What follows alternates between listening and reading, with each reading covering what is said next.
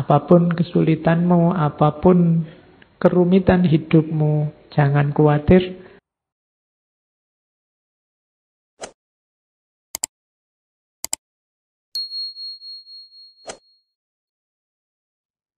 Assalamualaikum warahmatullahi wabarakatuh. Sebenarnya menjawab 3 pertanyaan besar saja. Yang pertama adalah what can I know? Yang kedua what ought I to do? Dan yang ketiga what may I hope? Jadi apa yang aku tahu, apa yang harus aku kerjakan, dan apa yang mungkin aku harapkan. Jadilah filosof kayak Immanuel Kant, jawablah 3 pertanyaan ini. Apa yang engkau tahu, apa yang harus engkau lakukan, dan apa yang mungkin engkau harapkan. Masing-masing pertanyaan jawablah 1 bab, 30 halaman, nanti jadi buku 100 halaman. Kamu bisa nyanyi, loh, kalau apa yang aku tahu kan bisa panjang sekali, lebar sekali itu temanya. Apa yang harus aku lakukan? Wah, itu bisa lebih lebar lagi. Kamu sebagai mahasiswa, kamu sebagai anak muda, kamu sebagai warga negara, kamu sebagai umat beragama, kamu banyak. Apalagi apa yang bisa aku harapkan, mungkin aku harapkan, lebih luas lagi. Segalanya yang baik, yang penting bisa kamu harapkan.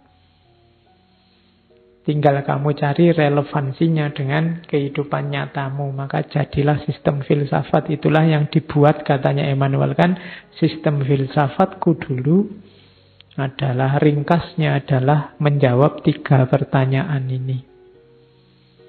Makanya kalau kalian nulis skripsi, nulis tesis, itu kan bagian-bagian pendahuluan, itu kan selalu ada rumusan masalah. Nah, ini rumusan masalah gagasannya Immanuel Kant itu 3 ini. Cuma jawabannya luar biasa luas dan dalam. Oke, ada quotes lagi. Saya ambil bagus, ada hubungannya dengan kita. Maria Popova. Maria Popova ini budayawan, sastrawan, tinggalnya di New York, kelahiran Bulgaria. Dia bilang, critical thinking without hope is cynicism. Hope without critical thinking is naive. Berfilsafat, berpikir kritis, mengkritisi orang lain, gagasan orang lain atau gagasannya sendiri, tapi membuang harapan, itu dapatnya cuma sinis. Ngeritik tok isine, ndak ngasih solusi. Enaknya bagaimana? Kalau yang kamu lihat itu salah, enaknya bagaimana? Jalan keluarnya apa? Dari situ kan nanti muncul harapan. Tapi kalau kamu ngeritik aja, ndak ngasih solusi, ndak ngasih harapan, itu namanya hanya sinis. Kalau bahasa hari ini hanya nyinyir. Tapi kebalikannya, ngasih harapan saja without critical thinking is naive. Ngomong yang baik-baik, pokoknya ini terjamin. Pokoknya ini akan sangat baik, pokoknya ini bagus terus, tidak kritis, ya namanya naif.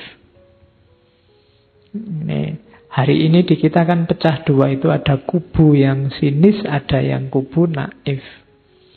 Yang satu ngeritik terus, tidak ngasih solusi, tidak ngasih harapan. Yang satu positif, ngasih harapan terus, tapi tidak kritis. Nah, yang enak memang disatukan. Biar kuat. Ya kritis, ya penuh harapan. Oke, itu Maria Popova.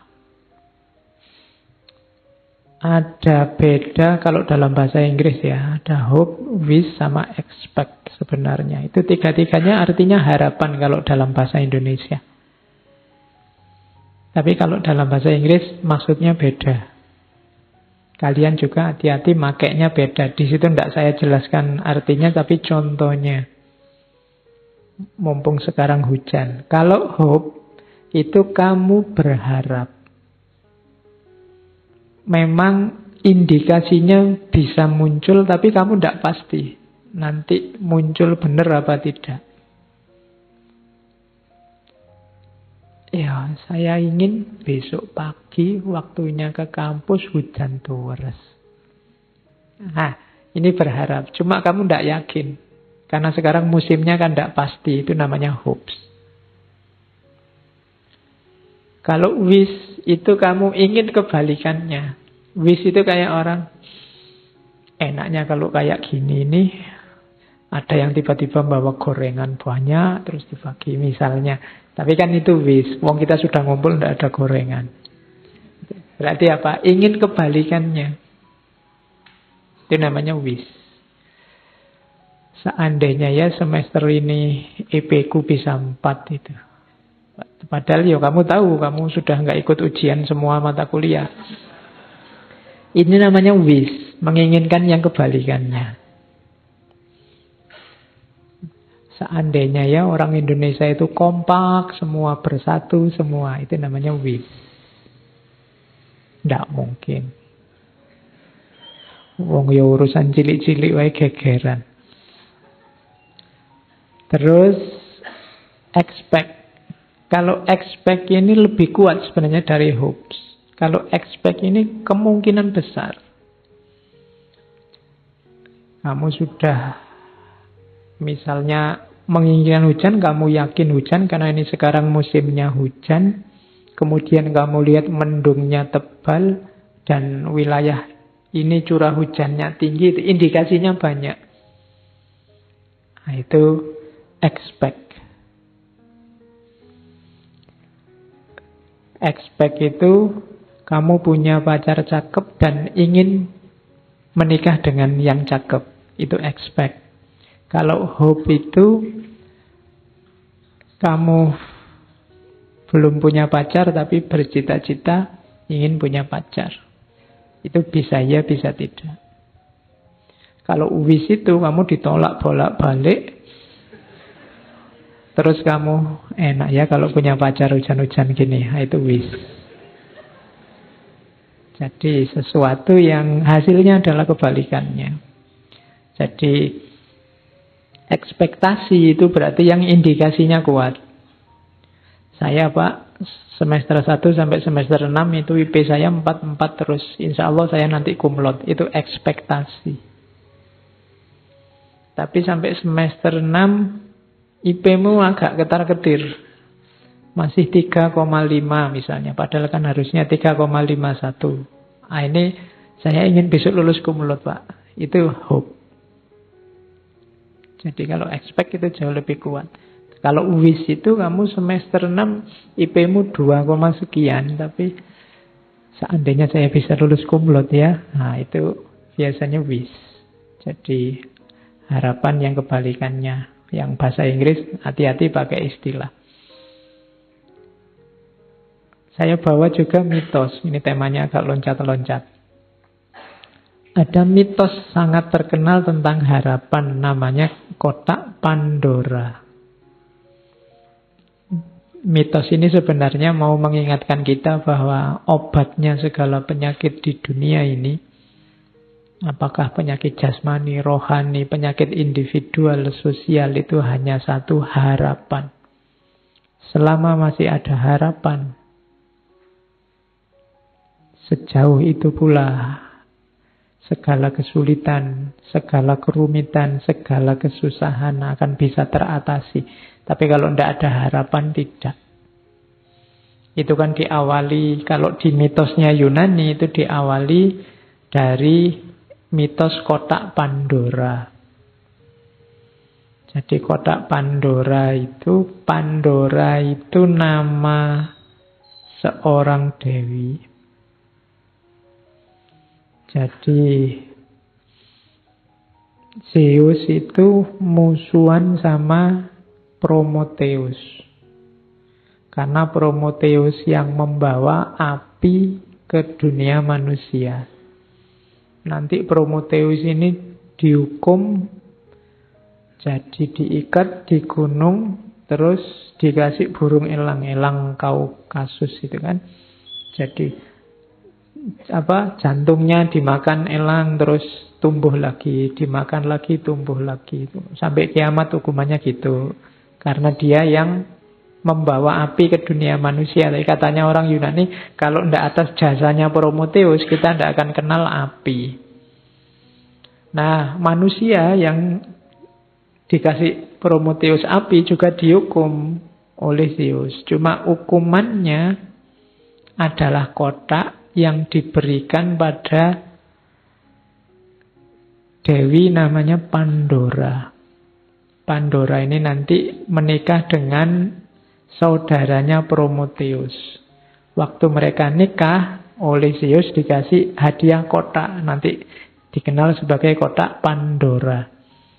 Katanya Prometheus, hati-hati, Zeus ini sedang mangkel, jadi sedang marah dia. Jangan dibuka kotak itu, nanti bahaya. Tapi karena penasaran, manusia itu kan gitu, kalau dilarang-larang malah penasaran. Situs itu kan kalau diblokir-blokir kan kamu malah penasaran gimana caranya bukanya. Ya. Nah, itu cirinya manusia. Pandora juga gitu. Dia dikasih kotak penasaran. Akhirnya dibuka. Begitu dibuka, keluarlah segala macam hal yang buruk. Kejahatan, penyakit, bencana, penderitaan. Oh, itu membuat sedih kok yang keluar ini semua. Akhirnya dunia manusia kan jadi rusak. Tapi terakhir Pandora melihat, masih ada satu sisa di dalamnya. Yaitu harapan. Itu indahnya gaya bercerita mitos untuk menunjukkan bahwa apapun kesulitanmu, apapun kerumitan hidupmu, jangan khawatir asal kamu masih punya harapan. Kuncinya ada dalam harapan. Oke, kita mulai berteori sedikit-sedikit. Harapan adalah dorongan fitrah. Saya bilang tadi dia anugerah Allah yang hanya dimiliki oleh manusia. Binatang tidak punya harapan. Tumbuhan tidak punya harapan. Bebek itu tidak punya cita-cita. Besok aku kalau besar pengen jadi bebek yang berguna bagi nusa bangsa. Tidak ada. Yang punya harapan manusia, fitrahnya, kodratnya manusia bercita-cita, berharap.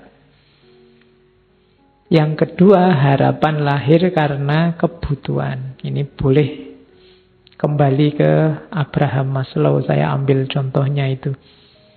Karena kita ingin survive, karena kita ingin aman, karena kita ingin mencintai atau dicintai, kebutuhan untuk status, kebutuhan aktualisasi diri. Dari sini kan muncul harapan-harapan. Jadi harusnya secara fitrah manusia itu berharap. Jadi manusia itu kalau bahasanya komputer itu program yang kompatibel untuk hidupnya manusia itu adalah program harapan. Bukan program keputusasaan. Kalau kamu menginstal keputusasaan harusnya crash dengan hidupmu. Jadi orang-orang yang pesimis, putus asa itu sebenarnya menyalahi fitrahnya. Makanya Allah benci. Disebutnya kafir atau kufur. Terus selain itu harapan juga di teori yang lain disebutkan lahir oleh situasi hidupmu, termasuk dari masyarakat. Jangan dikira harapan-harapanmu itu hasil pikiran dan pilihanmu sendiri. Secara tidak sadar sebenarnya masyarakat sekelilingmu, mulai orang tua, guru, teman, tetangga, ikut menentukan harapan-harapan hidupmu. Jadi ada programming dari masyarakat sekitarmu.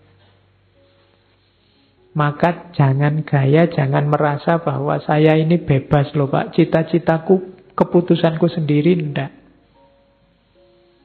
Di situ ada ilustrasinya, biasanya anaknya pedagang itu ya mentalnya dagang dan cepat. Kalau disuruh berharap untuk dagang, anaknya guru juga begitu, anaknya pemikir juga begitu, biasanya. Jadi cita-cita, harapan itu mix antara fitrah individu, kebutuhan masing-masing orang, plus programming dari masyarakatnya.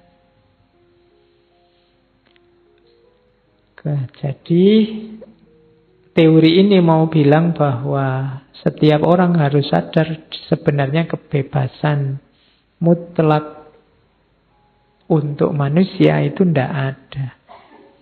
Kamu yang merasa bebas sebenarnya tidak bebas juga. Masyarakatmu pasti mempengaruhi ekspektasi dan harapanmu. Bukan keinginanmu sendiri. Ketidaksadaran ini nanti sering membuat orang jadi patah hati, stres, depresi, konflik.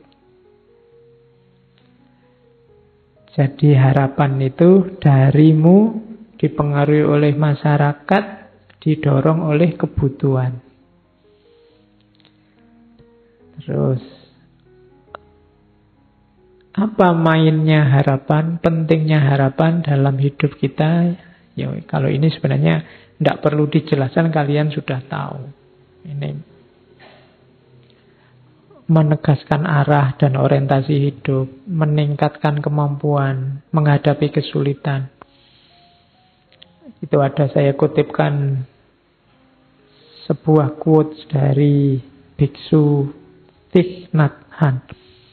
Dari ini Biksu Zen Buddhisme dari Vietnam. Dia punya torekot, kalau bahasa Islamnya ya. Dia punya order of interbeing. Jadi kita kan selama ini interreligius, interrelasi, dia punya order of interbeing. Jadi tidak cuma sesama manusia, sesama makhluk, tapi saling berhubungan dengan segala yang ada. Katanya Thich Nhat Hanh, hope is important. Harapan itu penting sebab dia akan membuat momen saat ini tidak terlalu sulit untuk ditanggung. Kalau kita percaya bahwa besok lebih baik, kita akan bisa menanggung beratnya hidup hari ini.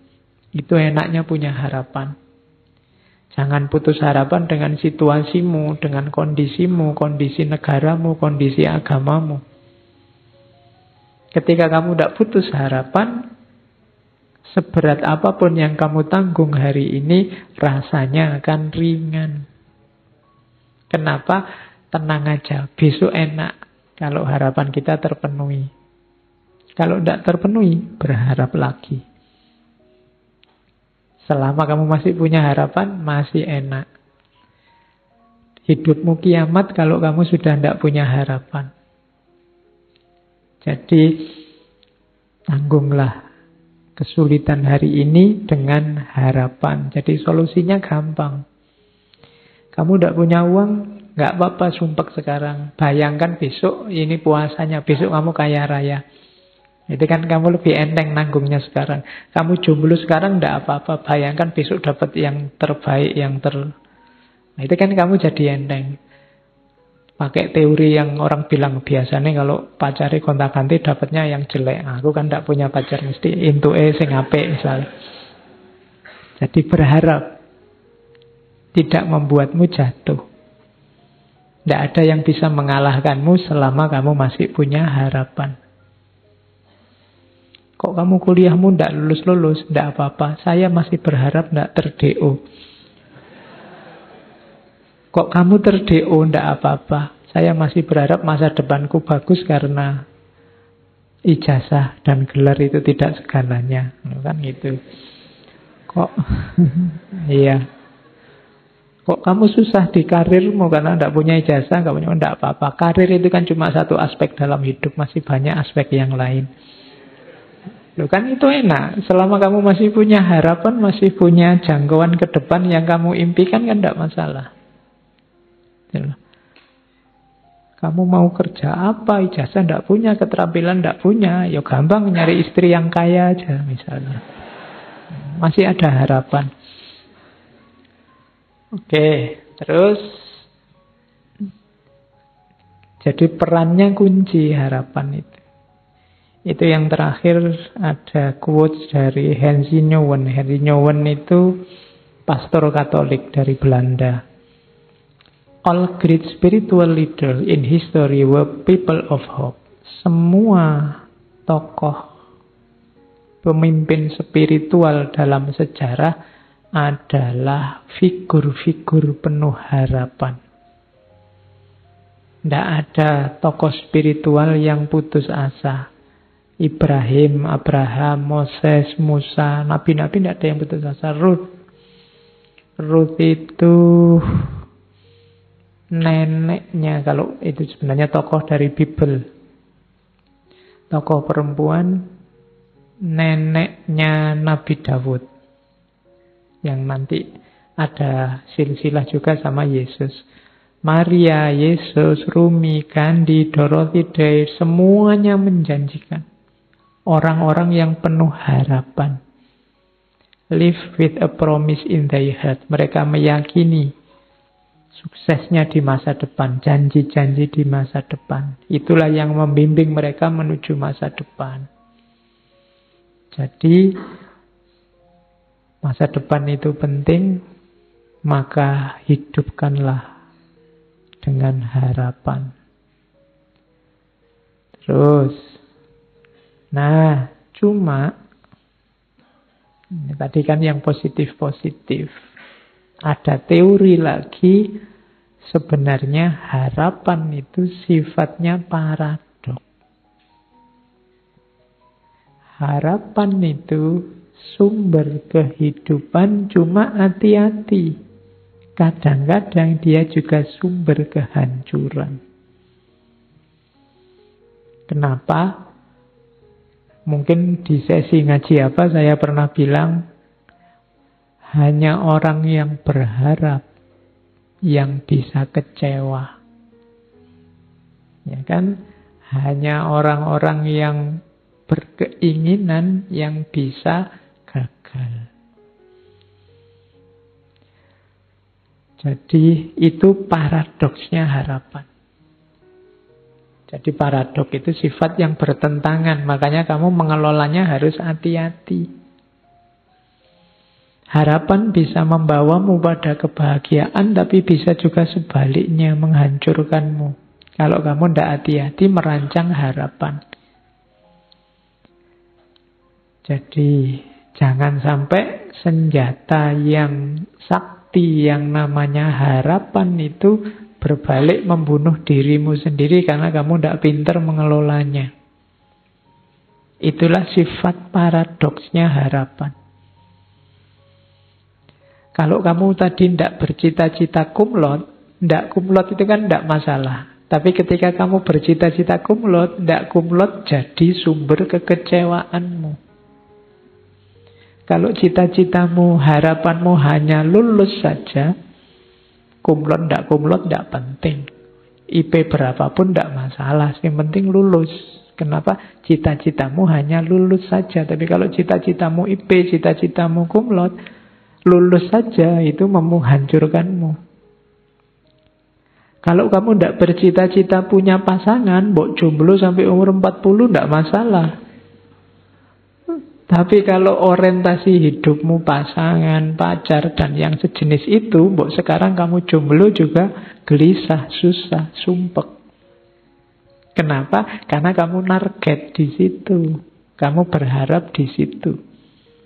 Ah, itu paradok harapan namanya. Dia bisa menghidupkanmu, tapi dia juga bisa membunuhmu. Kalau kamu tidak hati-hati. Maka aturlah harapan-harapan hidupmu secara masuk akal, secara cerdas. rancang harapanmu paling tidak di 4 ciri. Yang pertama, harapan, berharaplah sesuatu yang dapat kamu capai secara rasional. Jadi secara rasional itu berharap yang masuk akal saja. Kalau kamu sudah semester 14, targetnya sudah nggak usah mikir kumlot-kumlot, sing penting lulus. Itu yang rasional. Ya. Kalau enggak, nanti hancur hidupmu. Gitu loh. Jadi berharaplah yang rasional-rasional saja. Yang terjangkau. Yang kedua, yang dapat kamu kontrol. Pancanglah harapan-harapan yang bisa kamu kendalikan, kamu tempuh. Itu loh. Misalnya kamu sadar bahwa suaraku itu jelek kok Pak. Tapi saya cita-citanya penyanyi. Nah, itu kan agak berat perjuanganmu kalau sampai ke sana. Jadi salah kamu mungkin milih harapannya. Kalau pencipta lagu tidak apa-apa, kalau penyanyi susah karena hubungannya sama suara. Nah itu harapan yang tidak bisa kamu kontrol, itu agak susah. Misalnya kayak saya tingginya paling 150-an. Saya ingin cita-citanya jadi foto model yang tingginya minimal 180. Itu kan nggak masuk. Jadi yang bisa kamu kontrol. Jangan berharap yang tidak bisa kamu kontrol, karena kalau tidak, harapan akan membunuhmu. Terus, berharaplah yang menurutmu penting. Kalau ini ya benar bunuh diri, kalau kamu tidak penting kok kamu harapkan. Ya, wong kamu tidak minat, kok kamu masuk ke situ. Nah, itu agak bunuh diri. Jadi berharap hal-hal yang penting-penting saja, yang cocok sama passionmu.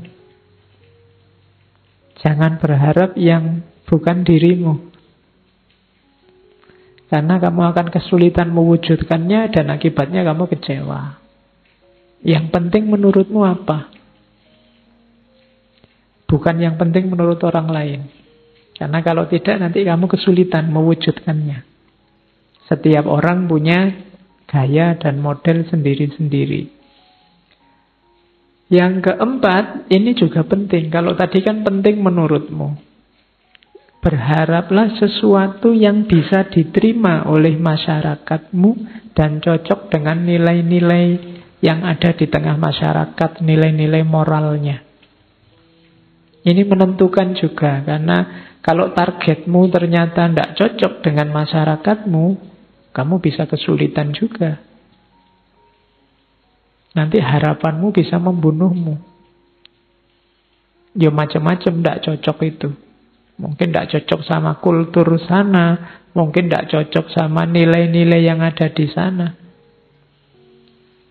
Ya contohnya gampang lah. Misalnya yang cocok sama masyarakat di kos-kosanmu, misalnya masyarakat sana menghendaki kamu kalau apel paling malam sampai jam 10 misalnya. Ah itu ya, kamu jangan berharap lebih. Saya ingin ijtihad berlawanan dengan masyarakat, pokoknya apel itu ya paling tidak jam 12 lah, jam 10 belum dapat apa-apa. Misalnya. Oh itu kamu akan kesulitan benar. Mungkin kamu punya argumen, punya dasar, punya dalil. Lo gimana Pak, saya sholat isya-nya sekarang selesainya paling jam 8. Nanti kos saya sama tempat apelnya jauh, bisa sampai jam 9. Kalau jam 10 harus pulang, ya belum ngapa-ngapain kita, baru say hello misalnya. Nah itu kan argumenmu. Tapi masyarakatmu tidak bisa. Kamu kasih argumen itu, mereka punya tata nilai sendiri. Nah, harapanmu kalau tabrakan dengan maunya masyarakat, kamu akan susah juga. Hasilnya kesengsaraan juga. Maka rancanglah harapanmu di 4 ciri ini. Rasional, bisa kamu kontrol. Yang penting-penting, Yang penting-penting ini juga menurut saya harus digarisbawahi. Tidak harus segala hal kamu patok harapan. Yang tidak penting-penting tidak masalah. Ada kan hal-hal kecil yang tidak tercapai juga tidak masalah, tidak apa-apa. Wong itu tidak penting meskipun kamu berharap. Kayak kamu apa wis? Kayak kamu main game HP itu kan asik. Kita kamu berharap menang, tapi kok yo kalah terus ya tidak apa-apa. Wong cuma game aja loh. Nah kan tidak penting. Kamu tidak harus sedih, nggak harus marah, nggak harus nendang-nendang pintu karena kalah game. Oh tidak apa-apa. Wong cuma permainan. Itu namanya kamu ngerti prioritas. Mana yang penting, mana tidak penting. Ya semuanya kamu harapkan. Misalnya apa teh ini. Ini kan kamu berharap teh ini segarnya luar biasa. Begitu diminum misalnya.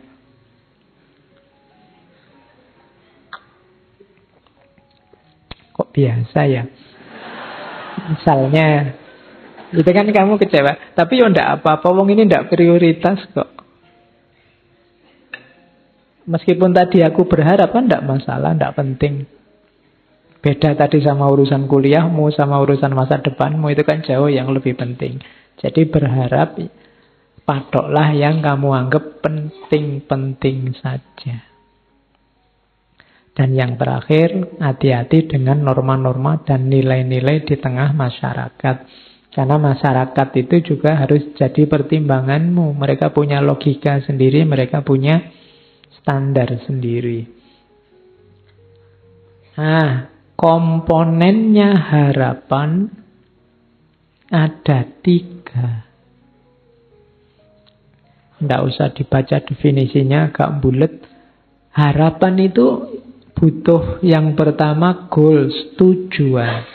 Yang kedua pathway, jalannya. Yang ketiga agensi, orangnya. Jadi komponennya harapan itu tujuannya apa, jalan untuk sampai ke sana apa, orangnya siapa yang berharap. Jadi orang yang berharap, jalan menuju harapan, dan targetnya harapan itu. Itulah unsurnya. Tidak ada goalnya, namanya bukan harapan. Kalau tidak ada jalannya, bukan harapan, tapi lamunan. Tamanni, kalau dalam bahasa agama, angan-angan. Seandainya ya tiba-tiba ada uang searung jatuh di depanku. Nah, itu namanya bukan harapan, tapi lamunan, angan-angan. Seandainya ya tiba-tiba ada artis Korea datang padaku menyatakan I love you. Nah, itu lamunan. Kenapa lamunan? Pathway-nya tidak ada. Jalan yang bisa nyambung dirimu dengan tujuan itu tidak ada. Wong kamu bahasa Korea ya tidak bisa, duit untuk jalan-jalan ke Korea juga tidak bisa, nonton show-nya Korea juga tidak punya uang. Jalannya tidak ada, untuk ketemu tidak ada. Nah itu tidak ada pathway-nya, maka namanya angan-angan. Untuk lengkap disebut harapan, jalannya ada, strategi menuju ke sana ada, goal-nya ada, tujuannya ada, dan orangnya juga mau. Jadi ini harus lengkap. Kalau tidak ada orangnya Pak, ya sama aja bohong. Ada jalannya, ada tujuannya, orangnya yang berharap tidak ada, ya tidak jadi cerita. Jadi itu 3 komponennya. Penghalangnya juga ada 3. Yang pertama emosi, yang kedua stresor, dan yang ketiga surprise event. Kalau emosi jelas. Emosi-emosi negatif itu mungkin menghalangi jalanmu mewujudkan harapan. Jadi kamu terburu-buru, atau kamu males, atau kamu ngamuan, atau kamu merasa minder, atau kamu terlalu pede. Itu kan emosi-emosi. Itu sering jadi penghalangnya harapan. Cita-citamu segera dapat pasangan, tapi kok ya mentalmu minder. Kalau ndak ada orang aja kamu postingnya, teriak-teriaknya selalu tentang perempuan, pasangan. Begitu ketemu, nderedek. Grogi. Ndak bisa ngomong ya sama aja. Emosi ternyata penghalangmu. Yang kedua stresor. Kalau stresor ini nanti berpengaruh ke emosi. Tapi stresor itu sesuatu yang menghalangi. Yang menekanmu sehingga tidak bisa mewujudkan harapan. Kayak kamu pengen cepat lulus tapi kok ya kamu kerja. Kerja ini kan jadi stresor namanya. Membuatmu stres. Jadi pengen cepat lulus tapi kok ya harus kerja ya. Nah itu kan stresor namanya. Pingin jadi orang soleh, tapi kok ya susah yang ngaji itu ya. Misalnya, itu kan ngaji jadi stresornya. Jadi penghalang harapan itu emosi, stresor. Dan yang ketiga, surprise event. Kalau 1 dan 2 mungkin kamu bisa ngatur, tapi yang ketiga ini susah. Surprise event itu, hidup ini kan serba tidak terduga. Kamu sudah niat-niat pokoknya sampai saya lulus S2. Jangan sampai ada pacar, jangan sampai ada perempuan atau laki-laki yang mengganggu. Kok ya dilalah ada event yang membuatmu jatuh cinta, dia juga oke, sama-sama oke. Ini surprise event. Waduh, tadi prinsipnya mau dilanjutkan apa enggak ya? Kalau dilanjutkan kok ya eman-eman. Harapanmu enggak terwujud untuk enggak punya pasangan sampai lulus. Itu namanya surprise event. Kamu ingin IP-mu sempurna tiap semester 4 terus. Tapi kok yang dilalah semester ini kamu bareng sama sakit misalnya. Nah, itu surprise event. Itu juga menghalangi harapan. Banyak peristiwa-peristiwa yang tidak terduga. Jadi, ya kayak kamu mau berangkat kuliah itu loh. Sudah kamu niati berangkat pagi-pagi, kok yon dilalah naik bis transnya mogok misalnya. Jadi kalau ditanya dosen mogok pak, mesti gitu. Itu trans mogok itu surprise event. Jadi peristiwa tidak terduga. Oke. Ya nanti kalau kamu nulis surat izin ke dosenmu itu, mohon maaf saya tidak bisa masuk hari ini Pak karena ada surprise event. Jadi ada peristiwa tak terduga yang membuat saya tidak bisa masuk kelas.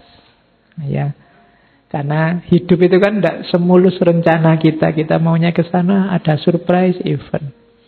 Kamu nembak dia malah yang kena temennya misalnya. Itu kan surprise event. Jadi itu penghalang harapan. Kayak kamu dulu mungkin zaman SMA terus mau kuliah, kamu membayangkan, wah besok kalau saya di Jogja mau jadi mahasiswa yang soleh, tiap hari ke masjid, nanti apalan ini, tahajud, rajin ngaji. Begitu jadi mahasiswa, lupa semua. Kenapa? Banyak surprise event, Pak. Jadi banyak peristiwa tak terduga yang semakin jauh dari cita-cita. Oke. Ya sama kan saya sering mengilustrasikan kamu waktu kecil dulu, waktu ditanya cita-citanya apa? Jadi dokter, jadi pilot, jadi guru gitu kan. Lurus, tapi bukan peristiwa macam-macam. Banyak surprise event, sekarang kamu tidak bisa jawab lagi kamu ingin jadi apa. Ya. Masa tetap ingin jadi dokter, wong ya kuliah di Usuluddin misalnya. Kan tidak bisa, kenapa? Peristiwanya sudah ganti. Ya masa Usuluddin dokter, kayak dukun mungkin bisa. Oke, terus